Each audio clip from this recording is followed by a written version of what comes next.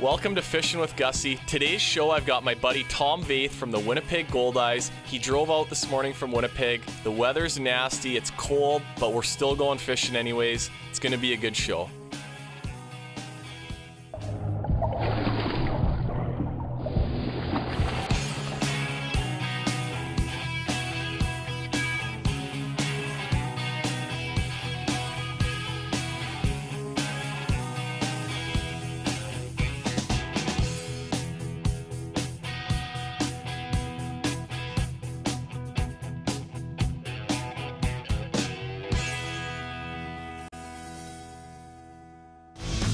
Fishing with Gussy is proudly sponsored by and uses Shimano rods and reels. Visit fish.shimano.com for more information.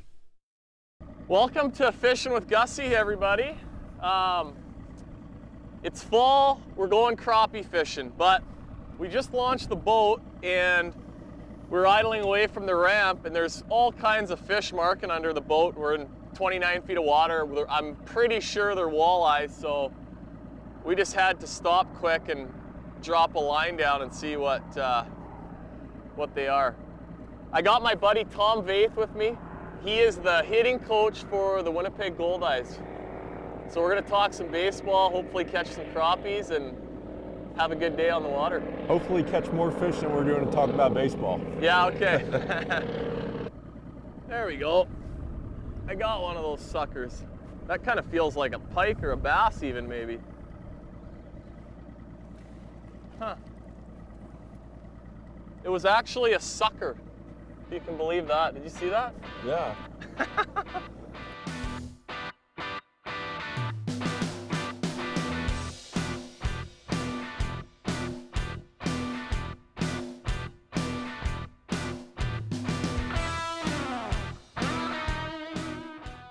There's one.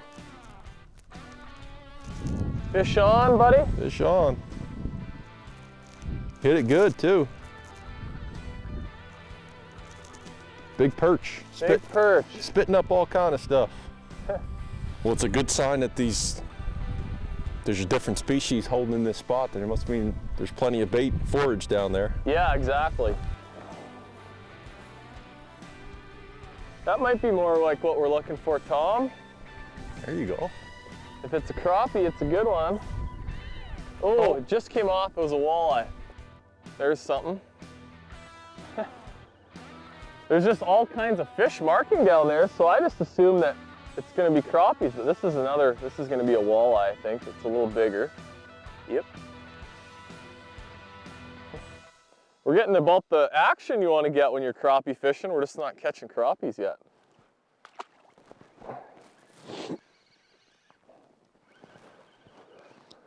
What brand is this one? Holy man. Oh, there we go. Tom's got something. So there are 4 species, still not what we're looking for. That right there is like primo pike and muskie bait. It's nice Cisco. What does Tom got? Tom's got a walleye. Oh. Not much bigger than the bait. What's your favorite time of year to fish for crappie? It's a toss-up probably between now. I like catching them now in the fall because they're really generally going to be pretty schooled up. And but it can be fun in the spring too when they're up shallow and you can use a bobber and you know, it's a fairly narrow window, a couple weeks you got to kind of get out and catch them, but it can be pretty fun.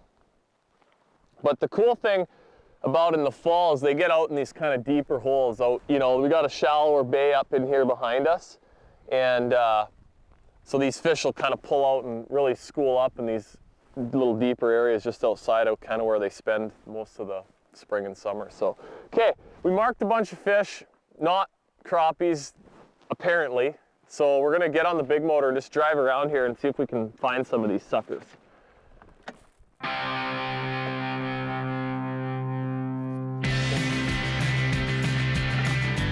We may have to go back and out there a bit too, but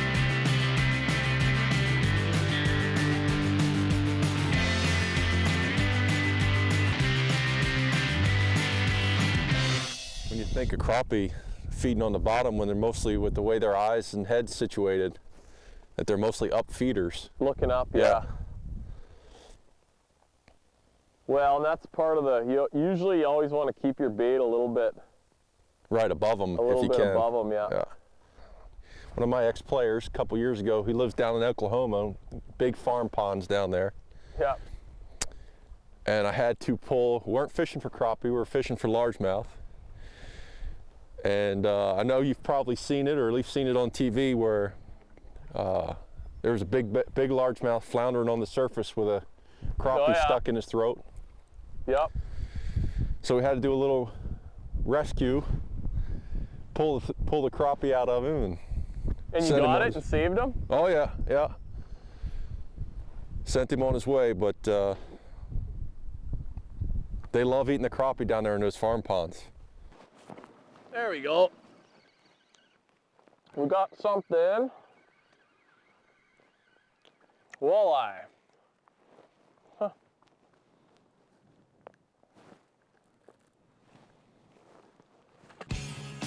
Since my buddy Tom drove in from Winnipeg to Sunset Country this morning and bright and early, we got to catch him some fish. So we're striking out on the crappies. I've been driving all over the place here looking for them. Can't find them. They're hiding on us.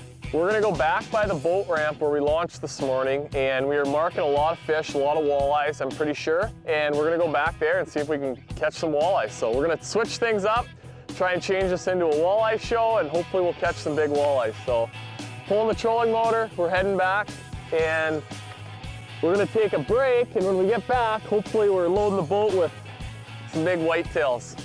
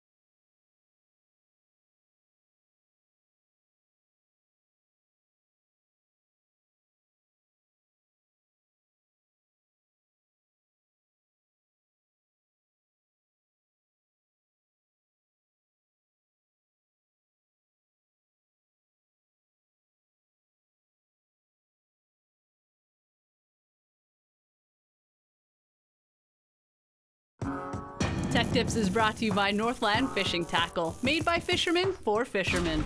Just getting some heavier jigs tied on.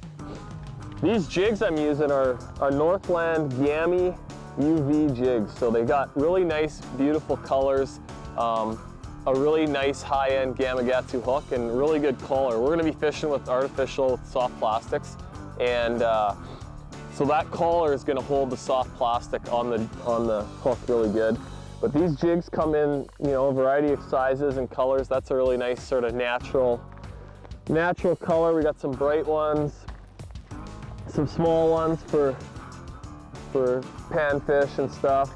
So yeah, you got kind of all the sizes. I keep them in one of these little Plano Guide Series boxes. They got the rubber seal, so they're waterproof.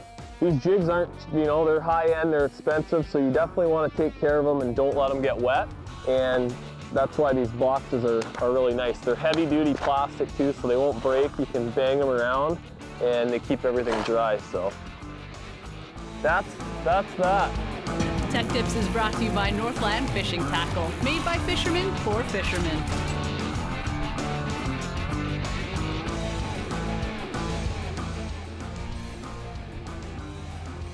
We got some little impulse smelt minnows, same bait basically we're using for crappies, and we're gonna rig up, you want the big one or the small one, Tom? We're gonna experiment. One of us will use a big one and one a small one. I was taught to go big or go home, so All right. we'll go big. That's what I'm thinking too, so we might both be going big. There you go. But yeah, so one important thing, if you're using these, any kind of soft plastics really, for any species of fish, you always want them to be really nice and straight on the hook. And that's gonna keep them from spinning and twisting your line, and they just look more realistic. So see how that's nice and straight? That's the ticket right there, man. So there you go. And I'll rig up one of these little bit smaller ones on my rod, just to try, what the heck, see what they want, and then if one of us is catching them better than the other, we'll adjust accordingly.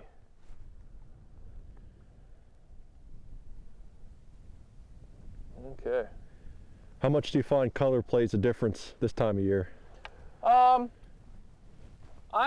really not a huge color guy as far as worrying about it too much. And I mean, this is with almost any species of fish, any time of year. Finding the fish is always the most important thing. And, you know, and then sometimes though color matters, but I find, I mean, with just about with pike and walleyes and bass, crappies, white is generally a pretty good one for me. It's sort of natural, but it's a bright color that fish are going to be able to see as well, so. Yeah, it's going to match the forage. Exactly, like, you know, mostly all the bait fish are going to at least have a white belly, and so yeah, it's kind of like got that little bit of natural look to it too, so. Okay, let's go. Hey, hey.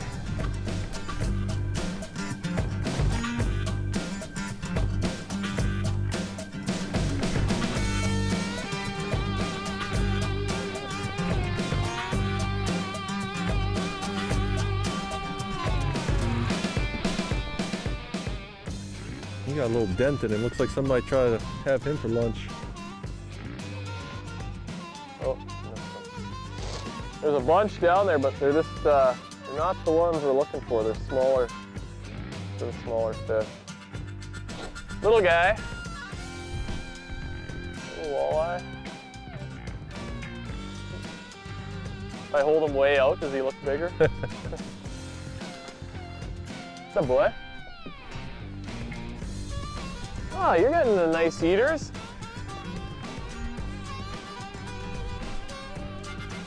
Beautiful. Pulled my pants down. Good one? Yeah, that's, I think, better than what we've been catching anyway. Cool. You know what? I've actually, throw the buoy out. I was marking some. I've actually got a little, I didn't bring my big net today because I was planning on crappie fishing, but I got this little Fraybill hybrid net in here. That's a nice one. Sweet. I can probably lift him. It's a little better. He thumped it good. Yeah, that's sweet. After the break, we're going to talk some baseball with Tom. He's got some great stories from a life in the field.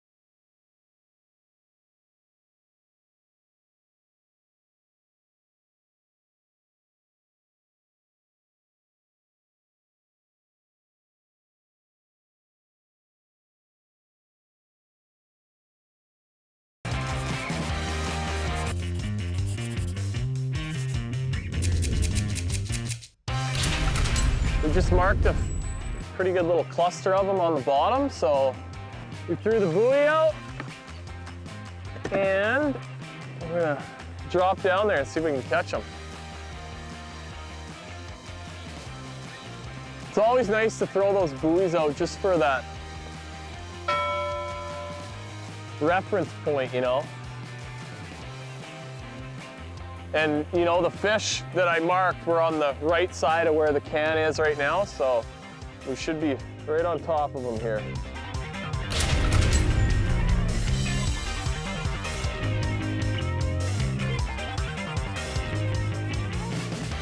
Tommy's hooked up, little guy. Yeah.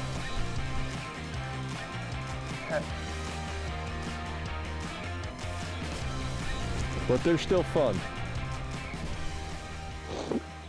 Tom, you grew up in Baltimore, Maryland, and you've been in Winnipeg now for 12 years with the Goldeyes. What do you, how did you manage to survive those first couple winters? Because we all know how cold Winnipeg is in the winter. Yeah, it's, I spent a lot of time hibernating in the basement, watching a lot of center ice on the TV, and yeah, that was basically it. Just making sure that I didn't get out too much more than I had to. Watched a lot of hockey and a lot of fishing shows. Little guy, where are all the big ones? I promise you people that there's big walleyes living where we're fishing here in this area. But it's a day of fishing, and today's looking like one of those days. So over the years, you guys have won the championship a couple times? We won, in my time there, we've won the title once. And that was in 2012. Yeah. This year we made it to the semifinals and lost in Game 5. So, but it was a good year overall. We set the franchise record in most wins for a season. So a lot of good things happened to us. We came up a little bit short in the end. Tom, as far as you know, people going to a Goldeyes game, obviously got a lot of the best young ball players, you know, working their way up to hopefully make it to the major leagues eventually. But so it's good baseball. What else do people get, you know, out of the experience of going to one of your games? Well, they really try to stress the family environment in the crowd, and the in-game promotions that they do.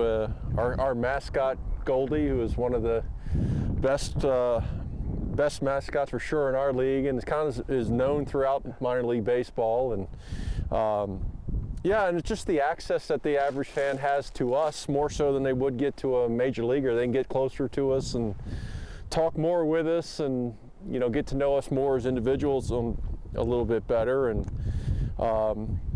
we kind of embrace that from a player and coach's standpoint as well. I mean, we want to make sure that everybody has a great time when they come out, and you know, not only people and families that are in Winnipeg, but outside of the city and here in Kenora. And Yeah. You know, we just want to make it as family friendly as possible. Yeah. Well, that's while still putting a good product on the field. Yeah, which you guys have done, you know, the last few years. You guys have had some great teams, and no, I'm certainly looking forward to coming to a few games next summer, for sure. There we go. Is that a boy? Oh, a little smallmouth. Oh. Just add her to the list of multi-species we're catching today.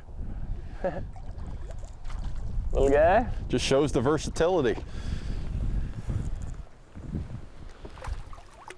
Yeah, you never know what you're gonna stumble into.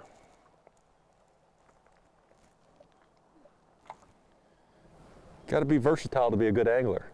Isn't that right, Gus? Yep. My best baseball story, when I played Little League, I was up to bat, so I'm like this, and I got beamed on the thumb right here. So I have a Band-Aid on it because I got cut earlier, but you can see this thumb. It's probably the fattest thumb in Canada. All my buddies make fun of me all the time, and yeah, that's all I got from Little League. No championships won, no home run records or anything like that, but I got a nice fat thumb out of the deal. I don't know what's going on today. All the small fish are beating the big ones to my jig. Stick around, we're gonna try and catch something big before the show's over.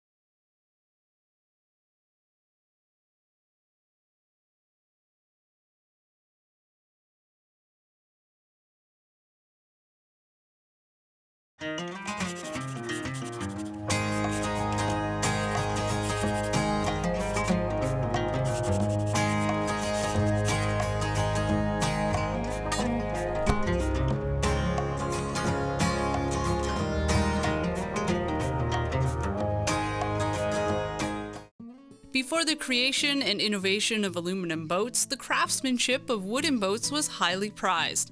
Local companies serviced lake countries all over Canada. One such company was in Sioux Narrows, Ontario on Lake of the Woods. Soon after operations started in the 1940s, the infamous Hawes Boat Company became very popular and was standard issue at many Sunset Country lodges. The Hawes boat filled the need for a high-quality, long-lasting boat that lodges could count on and that guests could easily commandeer. This model of the Hawes is at the Northern Ontario Sport Fishing Centre. In the 1950s, these boats became so popular across North America that the local Sioux Narrows company couldn't keep up to orders. They were liked because outfitters could easily mount motors, the hull style meant they were smooth on the water, and even held a spot for early trolling style motors to help guide anglers to their fishing spots. Maintenance was a key factor in keeping these boats in good shape. A lot of care and effort goes into keeping them in pristine condition. When aluminum boats outsold wooden ones in the early 60s because of their easier upkeep, the Hawes Company slowed down production. The last boat came off the line in 1967.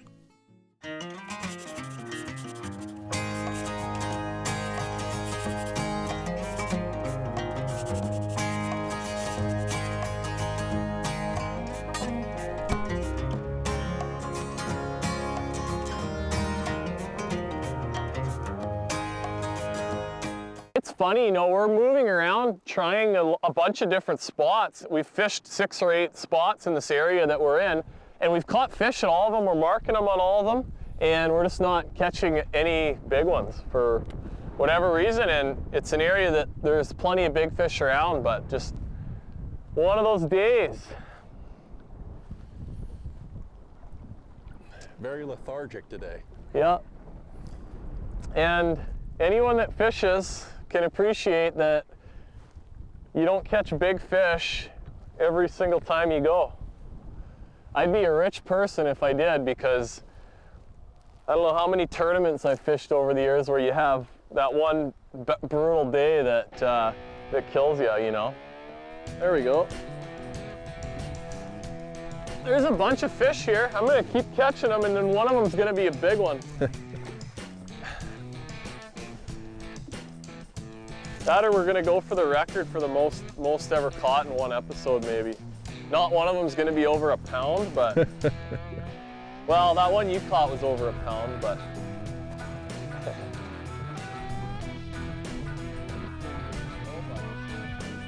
another giant? Yeah, yeah.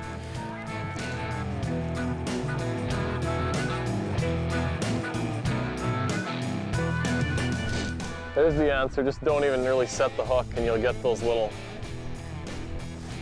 10 inches that bite. Look at that, where he's hooked too.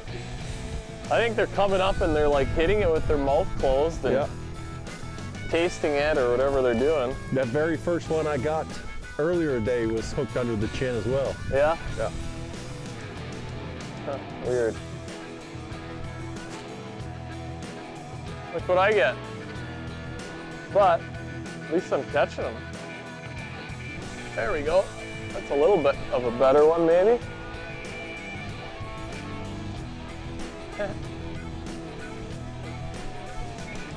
He's a pretty one. It's in yellow. Well, that's a pretty good cap off to a awesome day of fishing here. Rolling Martinum, it'll look like 10 pounds. Yeah. Now, that's, it's been kind of a tough day, but we've had a good time out in the boat, and hopefully you've enjoyed the banter with Tom, and no, I want to thank you for coming out from Winnipeg and making the ride. Oh, it's been my pleasure. And we're gonna have to do it again, because that's one of the worst days of fishing I've had this whole summer. But we're gonna blame it on the guest. We're gonna blame it on the guest, folks. No, but hey, you know what? We tried to catch some crappies.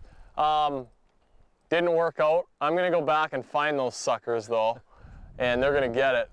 And so we ended up catching a bunch of walleyes and found fish. There's lots of fish around, but no big ones. So I've had worse days. That's fishing, that's the way she goes. So hope you enjoyed the show. We'll see you next week on Fishing with Gussy. Fishing with Gussy proudly uses and is sponsored by Jackal Lures.